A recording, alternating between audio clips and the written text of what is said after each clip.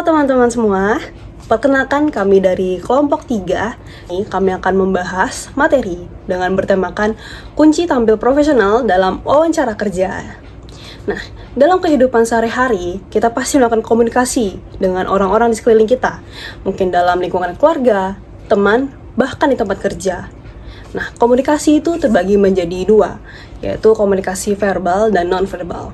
Nah, kali ini saya akan membahas apa itu komunikasi verbal. Nah, komunikasi verbal adalah bentuk komunikasi yang menggunakan kata-kata, baik secara lisan maupun tulisan.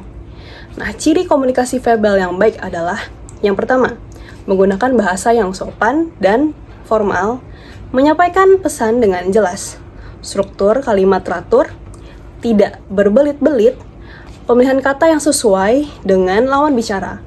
Mungkin kita berbicara dengan orang tua, dengan teman-teman, dengan anak kecil atau orang dewasa. Nah, kita harus memilih kata yang tepat untuk berbicara sesuai dengan golongan orang-orang di sekeliling kita. Lalu, kita juga harus berbicara dengan intonasi yang stabil agar pengucapan yang kita katakan itu terdengar dengan jelas. Lalu, kita juga harus berbicara sesuai dengan konteks dan tidak berlebihan. Nah, komunikasi nonverbal adalah penyampaian pesan tanpa kata-kata melalui gestur, ekspresi wajah, postur, kontak mata, suara, dan jarak. Fungsi nonverbal dalam kehidupan sehari-hari adalah menunjukkan emosi tanpa kata, memberi penegasan terhadap pesan verbal, mengatur kedekatan hubungan, menunjukkan perhatian dan empati, membangun kepercayaan, menguatkan kredibilitas, menunjukkan profesionalisme. Yang terakhir ada mempengaruhi persepsi atasan atau klien tentang kompetisi seseorang. Tentu saja dua hal ini sangat penting dalam bidang pekerjaan. Sebelum kita mendapatkan pekerjaan, kita harus melakukan wawancara kerja. Nah, di video ini kita akan membahas tentang kunci tampil profesional dalam wawancara kerja. Apa aja sih tujuan utama mengapa mempersiapkan diri sebelum wawancara kerja itu sangat penting? Yang pertama, persiapan yang baik bertujuan untuk menunjukkan profesionalisme dan keseriusan. Dengan datang dalam kondisi siap, kita dapat memperlihatkan bahwa kita menghargai waktu perusahaan dan benar-benar ingin bergabung. Yang kedua, persiapan dilakukan untuk membangun rasa percaya diri. Ketika kita memahami informasi perusahaan, posisi yang dilamar, serta kemungkinan pertanyaan yang akan muncul, kita dapat menjawab pertanyaan dengan lebih tenang dan yakin. Yang ketiga, persiapan membantu untuk menyusun jawaban dengan jelas dan struktur. Dengan memikirkan contoh pengalaman, pencapaian, serta kekuatan diri, kita dapat menyampaikan jawaban yang tepat, fokus, dan sesuai dengan kebutuhan perusahaan. Kelima, persiapan membantu kita mengantisipasi pertanyaan sulit sehingga kita tidak mudah gugup dan kehilangan arah saat wawancara berlangsung. Selain itu, persiapan juga bertujuan untuk menghindari kesalahan teknis, seperti datang terlambat, salah berpakaian, atau kurang lengkapnya dokumen. Dengan mempersiapkan hal-hal ini sejak awal membuat kita lebih rapi dan tepat waktu. Yang terakhir, persiapan wawancara membuat kita lebih mempunyai kesan pertama yang positif. Melalui sikap percaya diri, penampilan yang rapi, dan komunikasi yang baik dapat menunjukkan bahwa kita adalah kandidat yang siap bekerja dan dapat diandalkan. Demikian, mempersiapkan diri sebelum wawancara kerja bukan hanya soal menghafal jawaban, tetapi merupakan langkah penting untuk membangun citra profesional, meningkatkan percaya diri, dan menunjukkan ke perusahaan bahwa saya layak diterima. Kemudian, dalam poin wawancara, penampilan profesional itu tidak hanya dilihat dari cara kita berpakaian atau dokumen yang kita siapkan pada hari itu, melainkan dari dua aspek yang dilihat, yang mana kadang kita sering lalaikan atau abaikan, yaitu cara kita berbicara kepada user dan bagaimana cara gerak-gerik kita di hadapan user. Karena dari keduanya itu memberikan kesan pertama kita kepada user, yang mana user ini akan percaya bahwa kita ini mampu menyampaikan ide yang efektif dari semua jawaban user, sehingga kita perlu memperhatikan dua poin tersebut. Oke, yang pertama kita bahas dari sisi verbal atau biasa disebut dengan pengucapan kata. Dari pengucapan kata ini, pertama kita harus memastikan bahwa berbicara kita itu dengan jelas, terstruktur, dan penuh keyakinan. Kejelasan kita dalam menyampaikan sebuah jawaban dalam sebuah pertanyaan itu menunjukkan bahwa kita mampu menyampaikan ide yang efektif sehingga user akan tertarik dengan jawaban kita.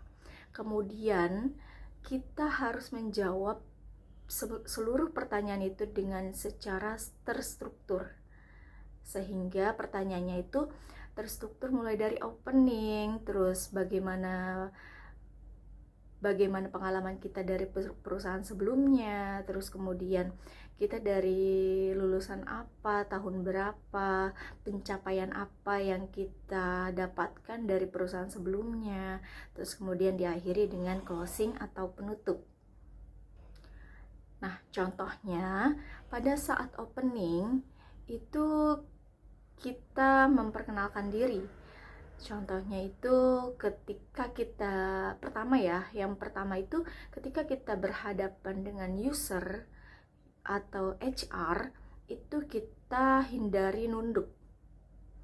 Kemudian yang kita lakukan di hadapan user itu hadap, tatap, senyum natural, dan memberikan salam. Contohnya, selamat pagi Bapak Ibu, perkenalkan saya Saifah Robiatul Kurnia, bisa dipanggil dengan Saifah. Terima kasih untuk kesempatannya pada hari ini. Seperti itu. Nah, selain itu, ketika kita menjawab seluruh pertanyaan, itu intonasi kita harus stabil. Tidak boleh terlalu cepat atau juga tidak boleh terlalu lambat. Jadi harus stabil gitu. Nah, kemudian kita juga perlu menghindari kata-kata pengisi seperti terus kayaknya dalam menjawab sebuah pertanyaan. Contohnya pada saat kita memperkenalkan pengalaman kita atau menceritakan pengalaman kita kepada user di perusahaan sebelumnya, itu ada kata-kata yang keluar, kayaknya saya pernah mencapai sebuah nah kayak gitu, itu tidak boleh gitu. Jadi pada saat kita mengeluarkan kata-kata pengisi tersebut, itu menunjukkan bahwa kita itu tidak yakin atau tidak mampu menyampaikan ide kita yang efektif, seperti itu. Karena kalau kita mengeluarkan kata-kata pengisi tersebut, user akan memikir bahwa kita itu tidak efektif dalam menyampaikan sebuah jawaban gitu. Kemudian user juga akan ragu dengan jawaban kita, apalagi kalau kita tuh ditanya oleh user tentang apa yang akan kamu kontribusikan dalam perusahaan ini. Nah, itu ada kata-kata pengisi seperti kayaknya saya akan bla bla bla bla. Nah, itu berarti user ragu tuh bahwa kamu nih sebenarnya yakin atau enggak gitu. Kedua, kita harus menjaga intonasi yang sopan, tidak datar, namun juga tidak berlebihan, supaya pewawancara bisa menangkap energi positif tanpa merasa kita sedang drama.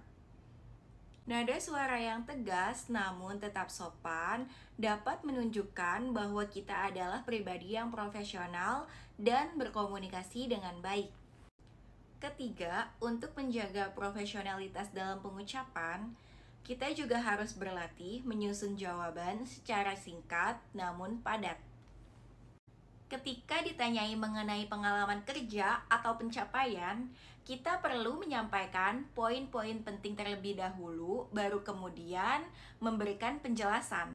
Dengan demikian, cara kita bicara tidak hanya terdengar jelas, tetapi menunjukkan kemampuan berpikir terstruktur dan fokus terhadap inti permasalahan. Lalu ada aspek gerak-gerik tubuh, yang dimana aspek gerak-gerik tubuh ini akan memberikan kesan profesional kita pada saat interview. Namun ada beberapa hal yang harus kita perhatikan pada aspek gerak-gerik tubuh ini. Yang pertama ada di postur tubuh. Pada saat interview, kita harus memperhatikan postur tubuh kita agar selalu duduk secara tegap, tidak membungkuk, dan memberikan rasa percaya diri bahwa kita siap untuk diinterview. Dengan memberikan kesan postur tubuh yang baik, sama aja kita memberikan sinyal positif kepada pewawancara bahwa kita menghargai kesempatan tersebut dan siap mengikuti proses dengan sepenuh hati. Yang kedua, kita juga harus menjaga kontak mata secara wajar. Kontak mata yang baik menunjukkan kejujuran, keterbukaan, dan rasa percaya diri. Namun dalam proses kontak mata itu kita tidak boleh terlalu lama agar tidak terlalu mengintimidasi pewawancaranya.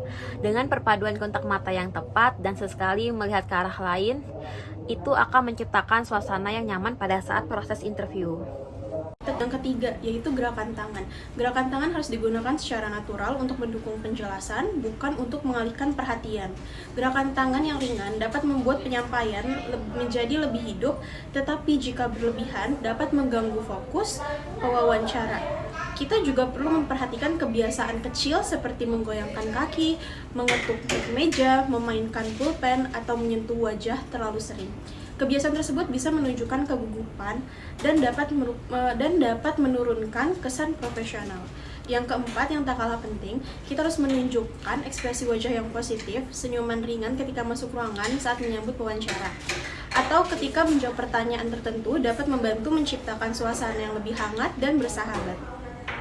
Ekspresi wajah yang tenang menunjukkan bahwa kita mampu mengelola diri dengan baik dalam situasi yang penuh tekanan. Dengan menggabungkan pengucapan kata yang terarah, intonasi suara yang stabil, gaya komunikasi yang jelas, serta gerak-gerik tubuh yang percaya diri dan terkontrol, kita dapat memberikan kesan yang kuat bahwa kita adalah kandidat yang profesional, siap bekerja, dan mampu membawa diri dalam berbagai situasi kerja. Kunci utama dalam mencapai semua ini adalah persiapan, latihan, dan kesadaran diri selama proses wawancara berlangsung. Dengan mempraktikkan hal-hal tersebut, kita dapat meningkatkan peluang untuk mendapatkan kepercayaan dari pewawancara dan berhasil dalam proses seleksi. Baik, sedikit penjelasan tentang komunikasi verbal dan non-verbal dari tim kami, yaitu dari kelompok 3. Sekian video penjelasan dari kami, terima kasih.